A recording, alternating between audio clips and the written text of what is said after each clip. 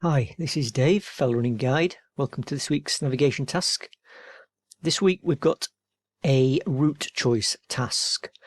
So the question is, how would you get from A to B? So A is the east side of this dam wall here, and B is this ring contour here, where Sheepfold Clough comes down and meets this Abbey Brook. So we can think about a few things in terms of which is the best route. So we could think about which is the quickest. We could think about which is the most easy to navigate. And then we could think about things like which is going to be easiest underfoot, looking at the terrain on the map if we can work that out. And also which you might enjoy most in terms of what you might be able to think the scenery is going to be like. So what are our options? Well, probably the most obvious option is to continue northwards along the reservoir to this point here, turn right and head eastwards up this wide valley here with Abbey Brook in the bottom of it, and just continue around. And then when we get to this path junction here where Sheepfold Clough comes down, then our ring contour is just on our left, or if you've gone slightly further on, it's directly behind you to the south. So that looks fairly straightforward. A more direct option might be to head northwards for only a couple of 100 metres and then take this path here up Holling Clough across, and then pick up this track here, heading firstly just east of north and then more northeastwards towards this point here, this spur sticking out from Lost Lad, and then taking this path down becomes a wider path again down and in there down this Sheepfold Clough. So two main options there. Let's have a look at that first one and think about how easy that is to navigate. So straight away, fairly straightforward, because we've got the reservoir on our left-hand side and we've got a couple of kilometres before we know to turn off to the right. We shouldn't really miss this because we've got this big wide valley coming down, and if we find ourselves crossing over that, then we've gone too far. And the other thing there, we should be able to estimate how long we're going to do, how long it's going to take us to do 2 kilometres pretty much on the flat. We can't tell from the map whether this is a boggy path or a good path, but it's pretty much flat. So you'd be able to should be able to work out roughly how long that's going to take.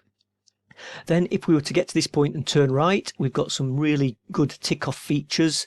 So we've got this natural feature here, this drainage line coming down, and see how the contours bend in a V shape.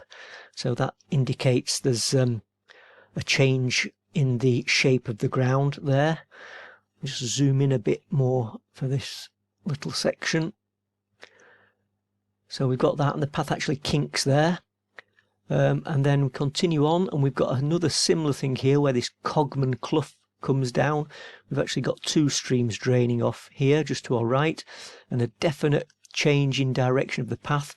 And at this point here, if we look at the contours, we've actually started to go downhill again. So we've gone uphill to a point here and then downhill and a kink. And then here we swing round through a boundary line, so a wall or a fence, change of direction here. We may see this stream that we cross, and then at this point here, if we didn't see that ring contour, then we can certainly note a change of direction. We're heading almost due south again at that point there, heading back up Sheepfold Clough. So if we start going uphill, we've gone too far, and we should know if we cross this clough here, we've gone too far. So that shouldn't be too difficult to navigate.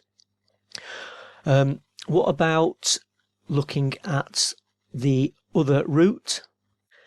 Well, for this one, we could set off in the same direction, and then after only maybe 300 metres, we take the first clough up. So this little valley here, clough in Peak District terminology, heading northeastwards up with the stream on our left, get to a point here where the path splits, but we want to continue in the same direction to that point there, and at that point our path disappears. We could zig and zag back on, or we could just simply handrail that fence or wall line there. We're in access land, so no problem doing that, and it only looks like it's probably 300 meters at the most before we pick up this track again.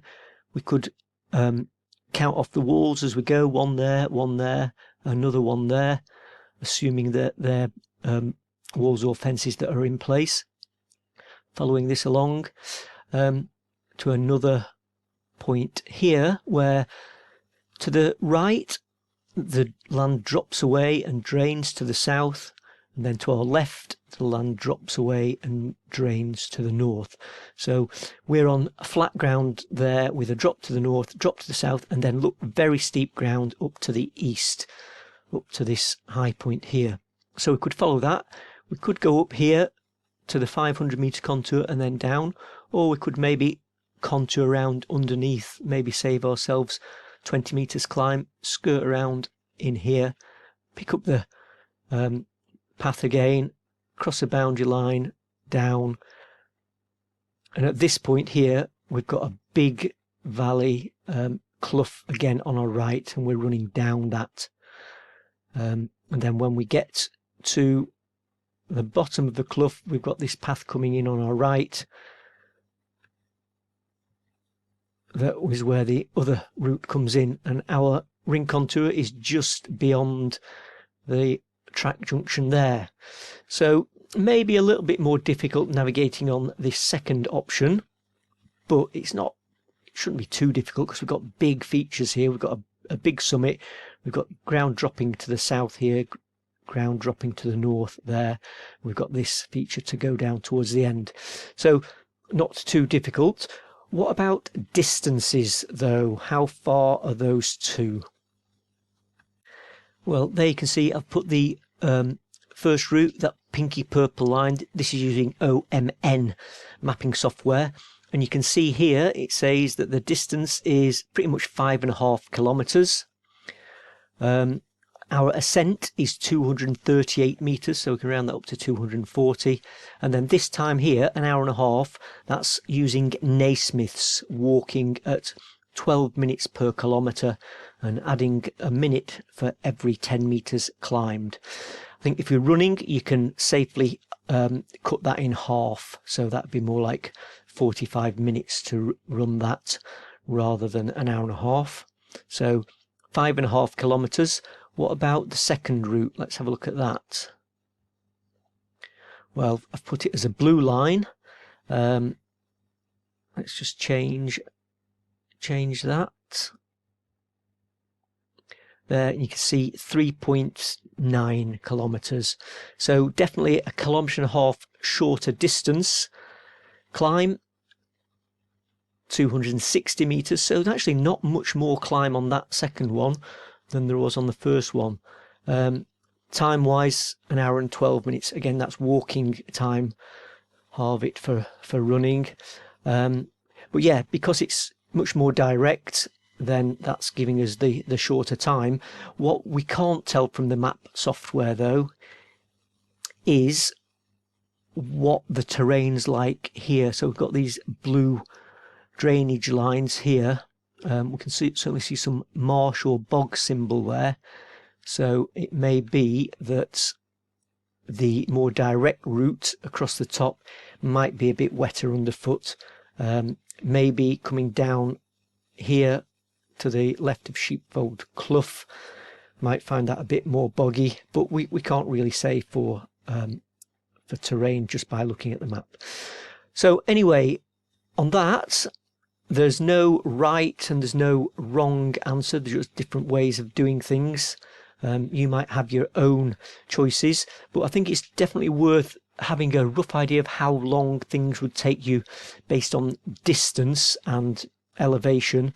Even if we can't tell what the terrain's like underfoot, it's a good idea to be able to say, oh, well, that's going to take me roughly, 45 minutes running or an hour and a half walking, something like that. Anyway, hope you found that useful. Hope you found it interesting. Thanks for watching. Look out for next week's navigation task. Bye for now.